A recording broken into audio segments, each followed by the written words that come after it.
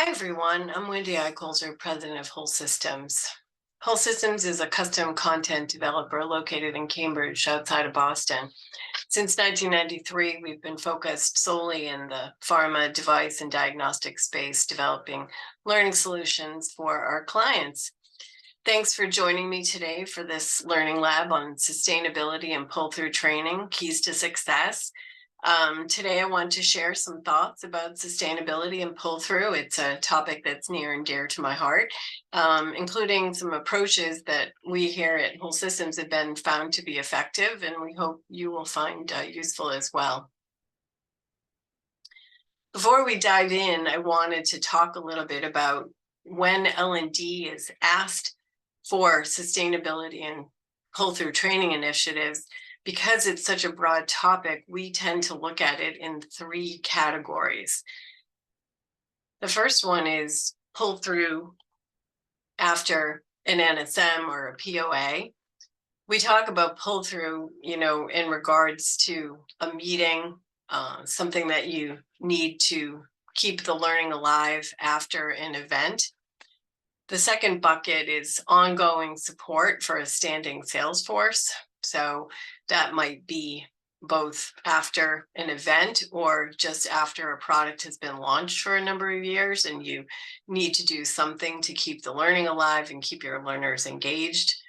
And then the third bucket is pulling through after a new drug launch. So sometimes that's a situation in which you might have a brand new disease state for the learners, and there's a lot of knowledge being thrown at them in a pretty short amount of time. So how can you reinforce that in an ongoing fashion to make sure that it is sustained and pulled through? Before we talk about specific approaches, I just always like to remind ourselves why we are so often asked to do this. The old forgetting curve.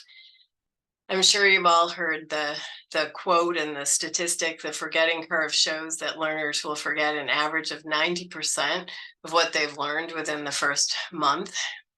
Ouch, right? It always makes me wince to see that number, particularly after you've just been through a launch or an NSM or a POA initiative and you've spent so much time and effort on that. Or maybe you're out doing co-rides and you see that the standing sales force is forgetting to use the amazing new training tool that you just developed and rolled out. So if we know so many learners forget their learning so quickly, why do we as trainers seem to sometimes forget ourselves to get pull through and sustainability training developed and implemented? I'm being somewhat tongue in cheek, of course, as it's not so much of forgetting as it's often just difficult to make happen. You would be hard pressed to find anyone in L&D that would say, I don't think building sustainability or pull through training is a good idea, but there are a lot of different things that get in the way. So what does get in the way? One thing, of course, is time. First, time to develop the sustainability or pull through initiatives often competes with the time needed for other deliverables.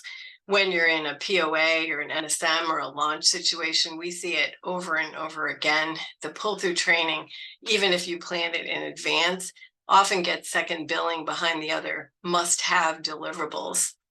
And time can also mean learner time. So 2 months after a meeting, when you try to implement a new pull-through piece, how many times have you heard our reps and managers just don't have time to do this right now? They have to stay focused on XYZ, selling, focus, selling initiatives, etc. What else gets in the way? Of course, money. You have to have modules. You have to have workshops, right? From a budget perspective. The rest, maybe or maybe not. So sometimes pull through has to go second in the budget hierarchy or maybe not at all if the budget gets tight or gets cut. Formal approval. By this, I'm talking about MLR. If you think about launch or NSM or POA type meeting situations and the development of all the different assets, both between L&D and marketing, there's sometimes times when MLR is just overwhelmed. And if something has to wait, oftentimes it might be the pull through. Technology infrastructure is another thing. So if you have an LMS, that's good news because you have a platform that you can use to distribute pull through or sustainability training solutions. Sometimes that does mean that since it's tracked and often scored as a kind of formal training initiative, that may sometimes kind of run up against learners' desires that they often express to us in terms of sustainability and pull through and reinforcement, which is just something where they can practice themselves, something that can help them remember what they learned. They're often not looking for something extremely formal, and definitely aren't always looking to be tracked and scored in terms of the pull through. And also in terms of technology infrastructure, if you have an engagement type platform or reinforcement or pull through platform or not, those technologies can be extremely effective, but they can also sometimes be expensive. So it can sometimes be a barrier, just the cost per learner, per license.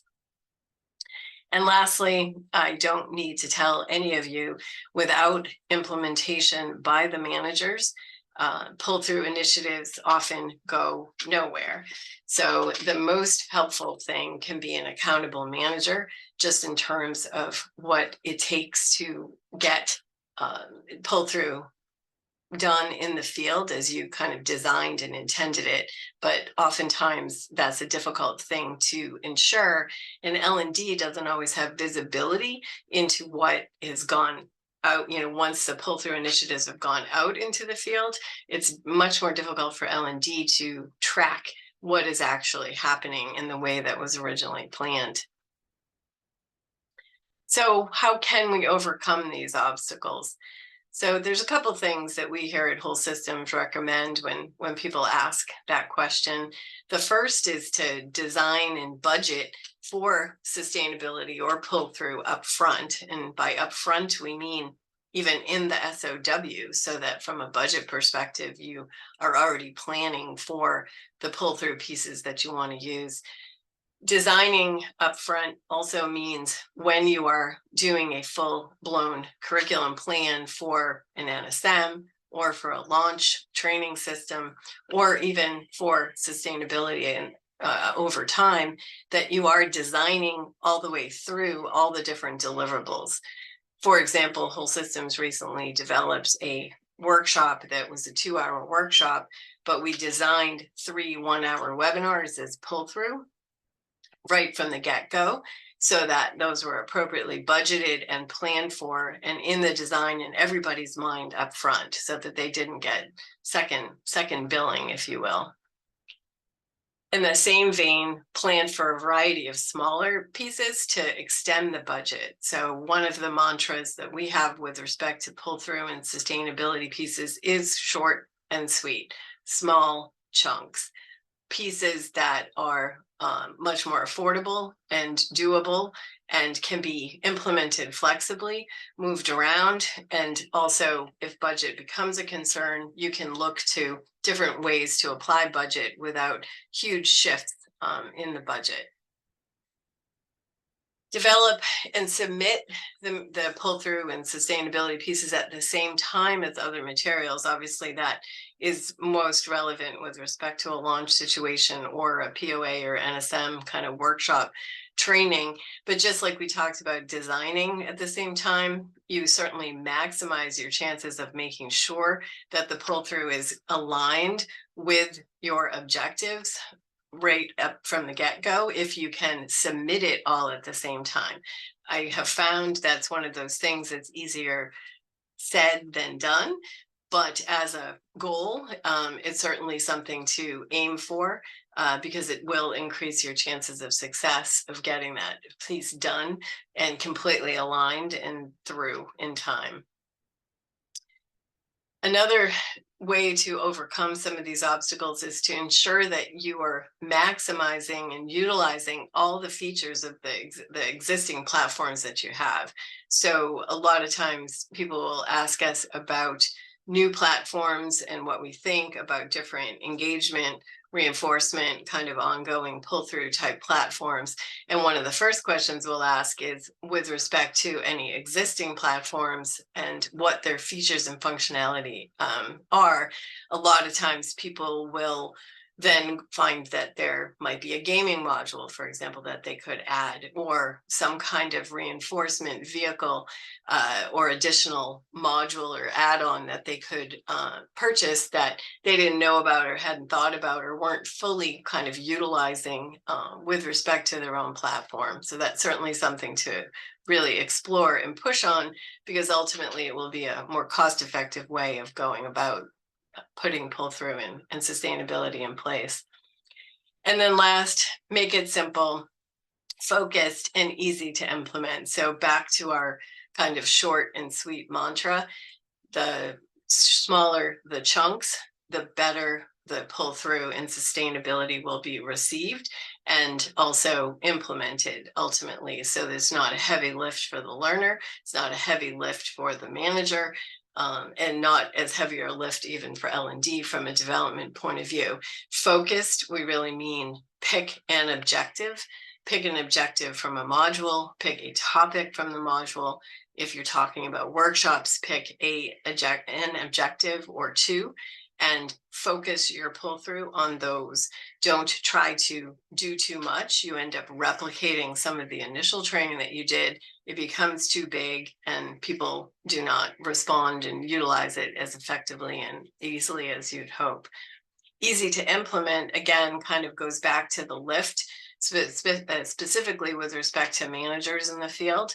It has to look easy on balance when they open it and look at, and not look too complex, and be very kind of something that they can look at and think, yeah, that I can do that, no problem, and we'll see easily how we can kind of fit it in.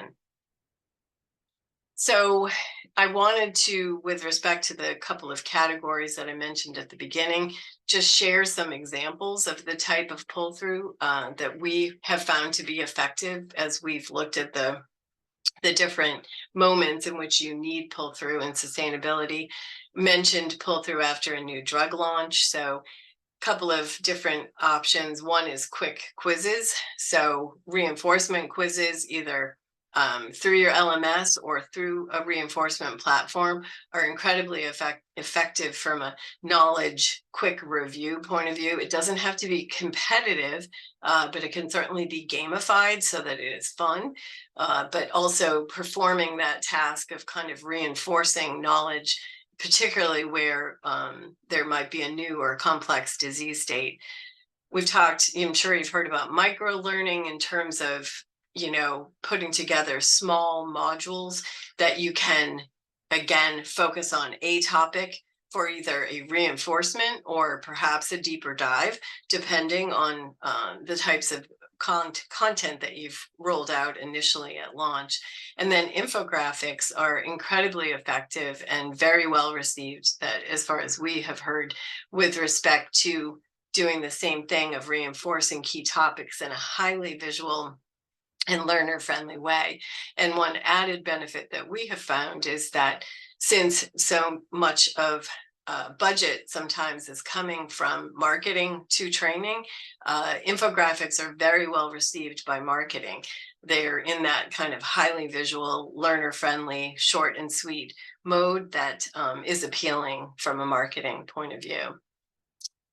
In terms of pull through after an NSM or a POA, there's a couple again of examples we're showing here. One is a learning transfer journal. So something that, especially at NSM or POAs where there's so much best practice sharing, one of the goals for the pull through pieces is to help embed some of, first of all, record those best practices in a journal type format, and then really embed them as people look to go out in the field after the meeting, and give them a piece that they can use to look back at. And learning transfer journals are highly effective for that. We do a lot of representative guides, as you can see here. So again, one-pagers that just summarize, especially if we're talking about skills, one pager with a skill focus on it for the reps can be a very, very effective tool. And then lastly, manager or coaching guides, but again, short and sweet, one pagers and with some time bound structure to them. So 30, 60, 90-day actions, very clear kind of expectations for what's happening. And then lastly, in terms of ongoing support, for a standing sales force, again, what we call sustainability, there's a variety of things you can do, mini backgrounders or mini modules, as we mentioned, micro learning or RISE type modules that are focused on a topic and are just a page, 2-3 pages at most, can be very effective. We've done a lot of patient and doctor vignettes, which can be kind of focused on things like the day in the life of a patient, the day in the life of a physician, or a perspective on a topic with respect to your disease state, for example, can be very effective in a highly visual layout and easy to read format. And then finally, podcasts.